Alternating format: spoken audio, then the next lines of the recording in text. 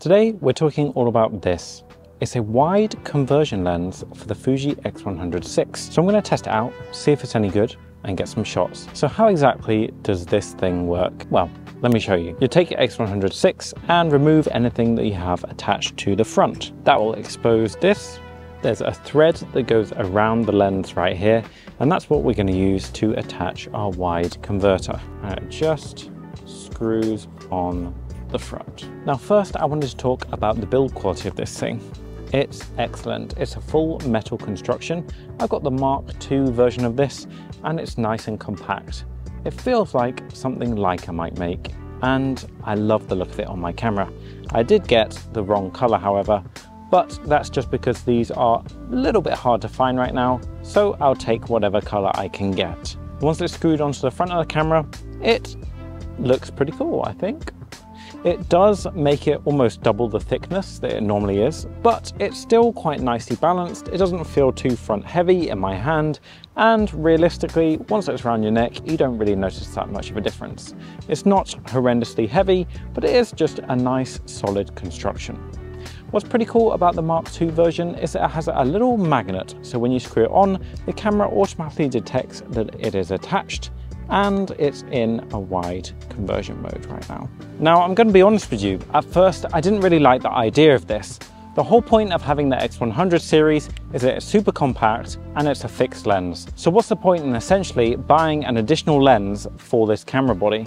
That just makes it like any other of my DSLRs. The other thing that I was a little bit worried about is realistically, how much of a difference is there between a 28mm lens, which is the equivalent when this is attached, and a 35mm lens, which is the original focal length. Let's be honest, it doesn't sound like it's going to be massive, and so realistically, is there any even point in attaching this to my camera and making it a little bit bigger? There's also some concerns about image quality.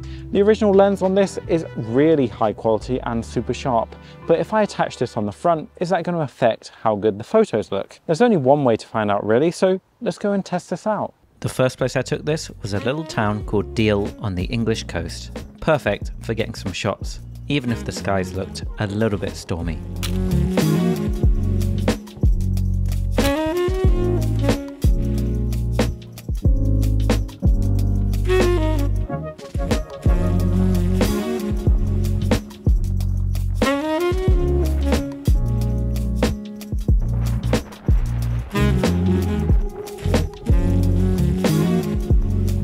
I really loved the shots that we got on this pier. I think the wider angle of view really helped to give us more context in all of these images and just how vast those stormy skies looked.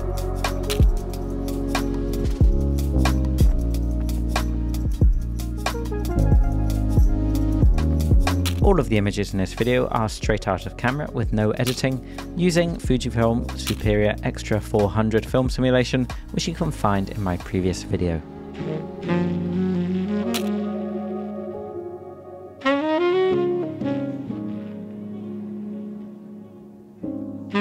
This shot right here would have been impossible on the 35mm, but at 28 it looks really good, and I'm glad I had the wide adapter for it.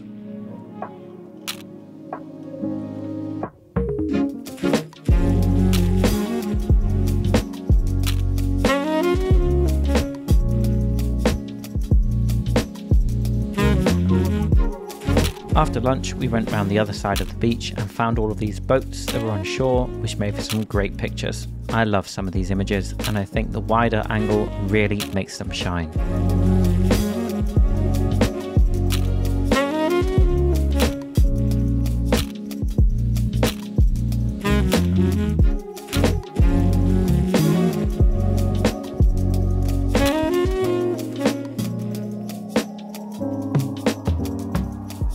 Next up, I took the wide-angle adapter on a little walk around Hyde Park in central London.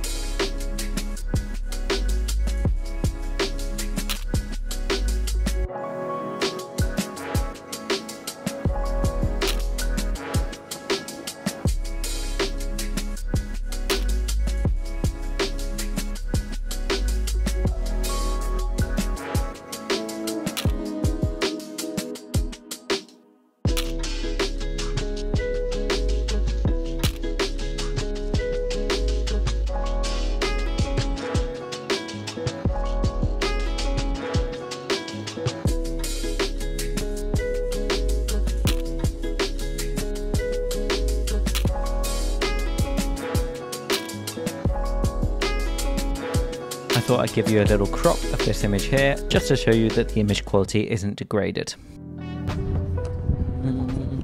So we're out today with the Fujifilm X100 and I've got the wide converter on it. So we're going to see what it's like, what the picture quality is like, and take some pictures here in Notting Hill.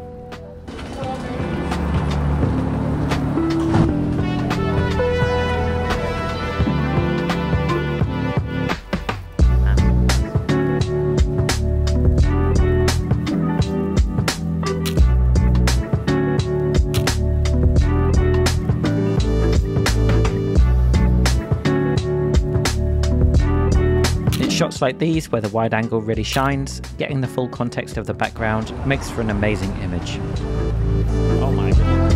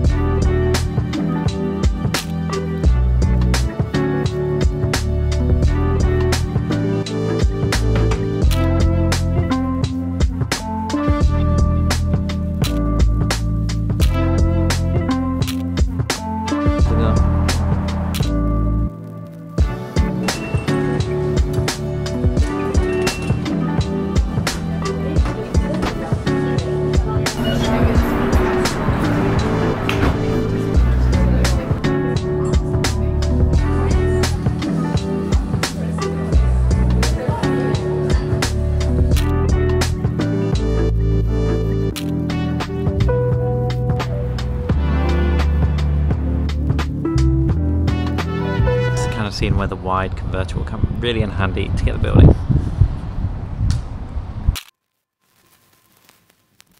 My biggest takeaway from this video is that I actually loved this way more than I could possibly have imagined. And that's a pretty funny thing to admit, because I was really in love with the 35mm focal length, but I find with 28 it's actually a massive noticeable difference.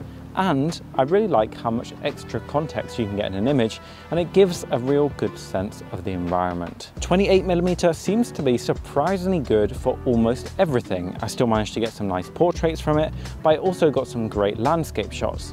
It's much more of a walkabout lens, I think, than a 35mm. Although 35 is kind of like the classic and I will forever love it, it was really nice to have this as an option in my pocket. In fact, I liked it so much that this has got me seriously interested in picking up a Ricoh GR3, because of course that is a 28mm lens and I enjoy shooting with this so much. So I really noticed the focal length difference, but I didn't notice some other differences, and these are all good things. The image quality was still fantastic, the autofocus was still really good, had no noticeable effect on the quality of any of the images I captured, or on the performance of the camera. It would also be really useful because there's a little bit of a crop in the video when you shoot with this, but with the wide lens attached, it's then much more similar to the original focal length. So another excellent reason to pick this up. Now, some of the drawbacks are there. Firstly, I still don't really like the idea of having this attachable thing to a camera that used to just be a standalone body. It kind of defeats a little bit of the purpose of the camera for me,